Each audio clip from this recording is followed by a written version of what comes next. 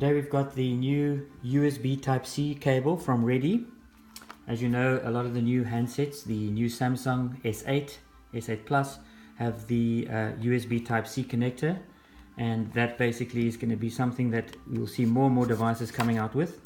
The USB Type-C, super fast charging on it, as well as carrying data and synchronizing. So yeah, great cable, great feel and quality on this.